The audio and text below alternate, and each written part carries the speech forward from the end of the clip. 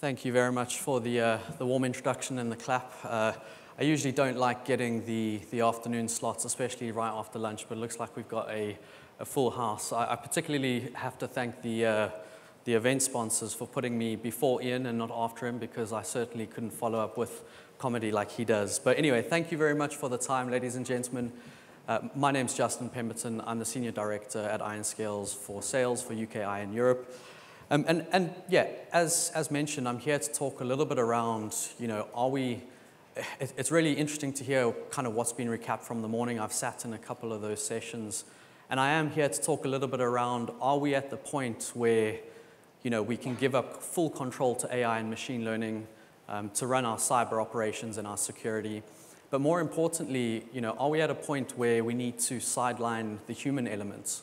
There's been a lot of talk around people. We all consider people and how we want to protect them and optimize their work.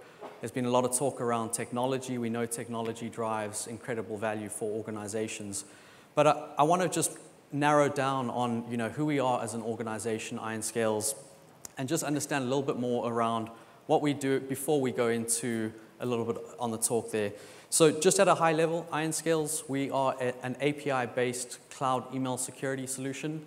We sit at the mailbox level to ask the question, what does good look like? Originally founded about 8-9 years ago, we've grown to roughly around 7,000 clients. And the whole focus is around how do we protect your users? How do we streamline processes for you as an organization and ensure that the technology is giving you time back? But more importantly, what is that risk level across the user base and the organization when it comes to email? And I want to pose a question here. Why is 99% of stopping bad or detecting bad threats not enough when it comes to email? And it's ultimately due to, it's traditionally the first point of call, but it's also ultimately due to the fact that 1%, and that's what we often talk about with our clients and our partners, the 1% of threats that are making it to the users, these are the ones causing the problem. And again, we started, as I mentioned, we started about 8-9 years ago. We've been very much focused on the user base. And I'll talk a little bit about that journey later on. But before I dive into this, I want to just pose a question, and I'm going to come back to it. You're driving down the road. You're in your vehicle. You're driving through your local neighborhood. You know a couple of the parents in the neighborhood or a couple of the friends, and immediately you see a ball run in front of your car. What is the first human reaction? Just think of that question for a couple of seconds, and we'll come back to it at a later stage. Now, there's no denying that AI is incredible. It's one of the most transformative technologies that we've seen, in the past decade. Some consider it the fifth industrial revolution, and it's augmenting and improving a lot of operational tasks that we see.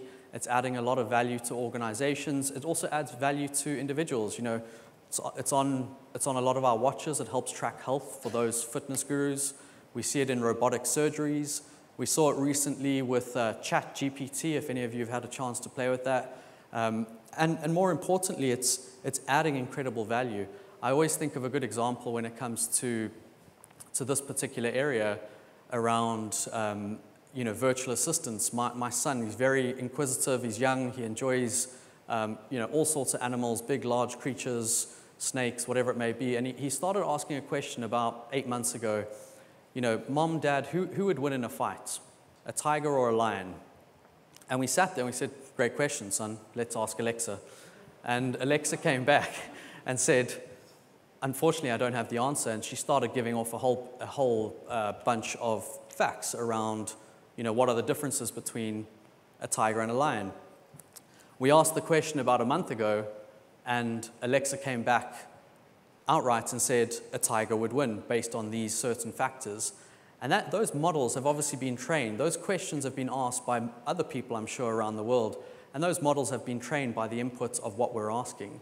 So it was a really compelling moment for me to see how it's impacting not just our personal lives, but also the ability that it's going to have in the workplace and what we do in security.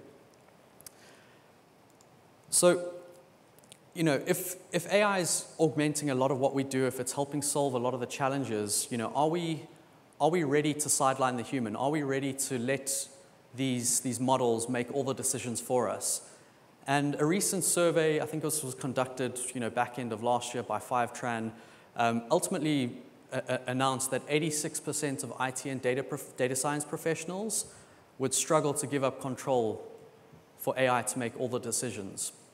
And if you take that a step further, 90% of these organizations are still relying on manual processes for data input, as well as manual processes when it comes to security. So there's just this fundamental need where humans are just never going to be able to give up full control. And think about it, why are we not putting our kids in a Tesla? Why are we not putting them in an autonomous vehicle and saying, off you go to school on your own? We're just not at that stage yet. Billions of pounds is being invested into those types of technologies, but we're not ready to give up full control. And that's a human nature, that's a human element perspective. And, there's multiple promises in security. We know it's augmenting a lot of tasks that, security teams and humans would never be able to do. It's aggregating data and making executions that we just cannot fix vulnerabilities at the scale if we just purely rely on the human. And a lot of vendors are investing, millions in this. We do it ourselves. We have been in this from the beginning. It's solving a lot of these challenges. But realistically, I think it's important to recognize that while it is extremely effective in many, many areas, we need to understand that there are some limitations to this and recognize those limitations. I think if we look back over the years, I think a lot of organizations or a lot of cyber professionals have been preached and sprouted that, these new ML models and this new AI, whatever it may be, is going to solve all of your problems. I think we've come to realize that that's not always the case. And why is that? If we look at this, where it falls down quite often is especially on the 0 days. While it's extremely effective on what we know is predictable and it can help bring that data to life extremely quickly, so understanding things around what may be a threat in your environment in real time, where we're seeing that struggle comes down to the 0 days. And why is that? We went through a couple of lessons ourselves, which I'll touch on now, but ultimately it came down to these models are largely based on the data that you're feeding into them. All right, and we recognized that very early on in our journey to say no matter how good we create the AI, no matter how sophisticated it may be, it's heavily dependent on what we're putting into it. And this is a little bit around our lessons as an organization.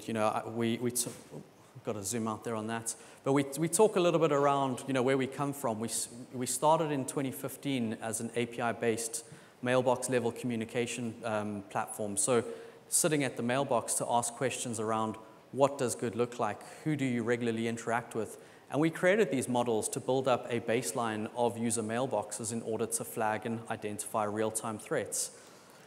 And you can see through every step of our journey, we've done things around orchestrating automated instant response, bringing forensic analysis and making sure that the remediation aspect of malicious phishing emails is done in an instant.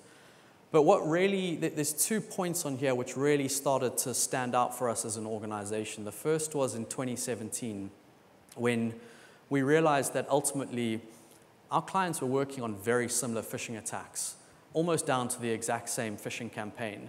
And this comes down to how these threat actors are automating the phishing campaigns going out to clients.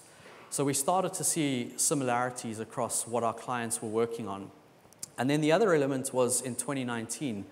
This is where we really kind of took a step forward in what we call the AI and HI integration. So it's a combination of both the human intelligence elements, the ability to feed real-time data back into a loop, but at the same time, the ability to leverage the benefits of orchestration and machine learning models and AI, the ability to cut through the noise to make sure what's relevant to our clients was being brought to their forefront. And I want to take a step back to that question I asked.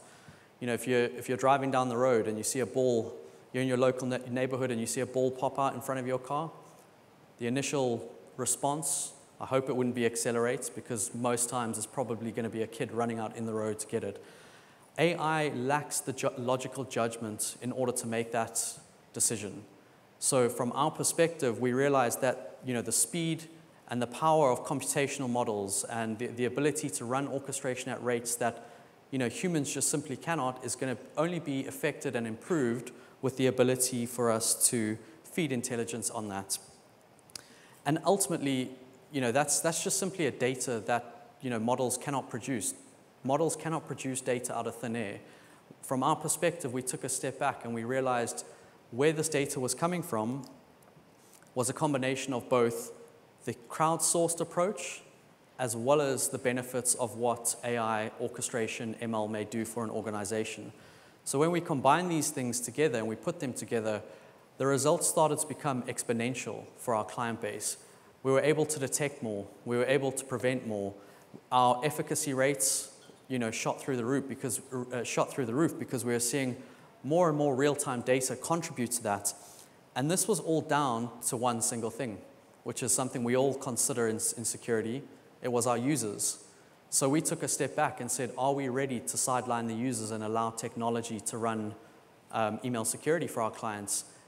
And the simple answer was no. At the end of the day, I think we've all been through this before. Technology at some point, at some time, somewhere has failed us. Be it personal, be it in work. And the question we've got to ask, what is that strategy when it fails? And this is where we stopped and we leveraged millions of eyeballs, millions of our clients looking at their email, hundreds of thousands of reports, thousands of security analysts resolving those incidents and making real-world decisions. We leveraged that intelligence in real time to practically fight off phishing, making sure that as we see threats across our client base, as something's been flagged, as an email gets detected across our client base, our models are able to automatically look across every other client that's under the community and ensure that we're preventing that phishing email or preventing that risk at that user base. And that's a combination of the benefit of the human intelligence feeding into that input, but also the power of what AI has. And again, going back to the models we discussed, the orchestration, everything that I've kind of covered today, it has incredible power, it has incredible value for organizations. But at the same time, applying both a combination of these controls is extremely valuable. And I want to just, recap here. Got a couple minutes left, I believe. Getting a look at the front, so cutting down here. But, why is this important to us? Why is this important to organizations? Why is this important to users when we're considering how does technology affect our processes, affect our people? And this relates back to the Osterman research survey that was done in November last year. Osterman released a survey that ultimately highlighted, on average, 27.5 minutes was spent on a phishing email by an enterprise organization. They compounded that into a dollar value, and I believe it was $31 odd per phishing email that organizations are spending. Again, all of that can be quantified back to the cost of phishing to your business.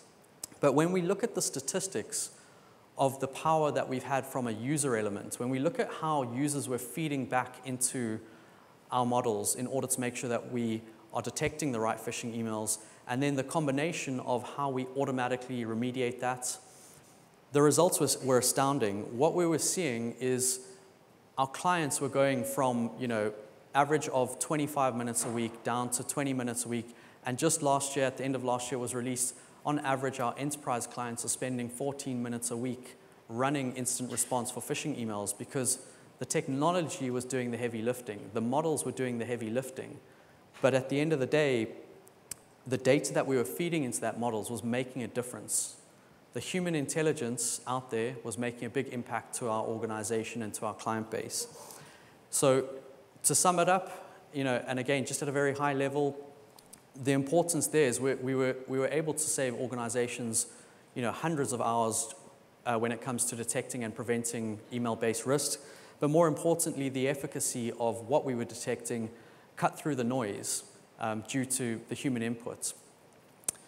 Thank you very much for your time, ladies and gentlemen. My name's Justin Pemberton. Our team are out here. If you've got any questions, we've got an email-based risk assessment. So if you want to come have a chat, want to challenge our team on do we need the human when it comes to email, feel free to stop past. Thank you very much.